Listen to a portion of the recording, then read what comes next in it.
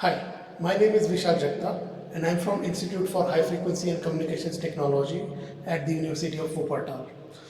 I'll speak about the test and validation of the terahertz components such as the world's first terahertz camera developed at our institute.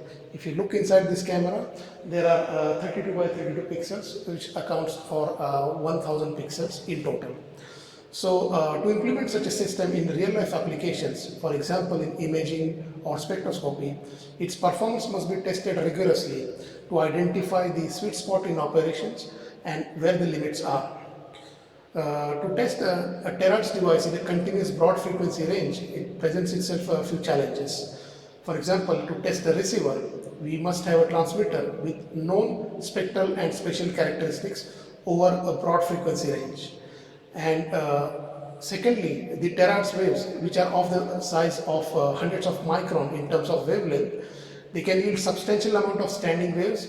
First, due to the compact size of the testing system, and secondly, due to the waves when they propagate through medium, they can give a lot of standing waves resulting from the multiple reflections occurring in the interfaces. And these standing waves can mask the true performance of the terahertz device which is under test, and thereby can result in incorrect metrics of this device under test. There are few which can be mitigated in an experiment, but there are others, they are totally unavoidable. And these can only be treated in a post-processing through computation. So here is our work that we presented in infinite millimeter wave and terahertz conference in Paris in 2019, which actually gives a methodology to first of all identify the sources of this standing waves, also known as jitters, and eliminate them from the measurements. So for example here, we measured our camera all the way from 100 gigahertz until 1.3 terahertz, and we can see that throughout this frequency range we see lots of jitters on the spectrum.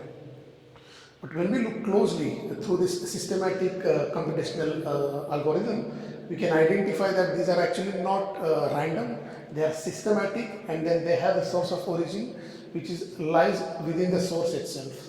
And this is something that is unavoidable. And to treat them, we actually use our algorithm which is described over here.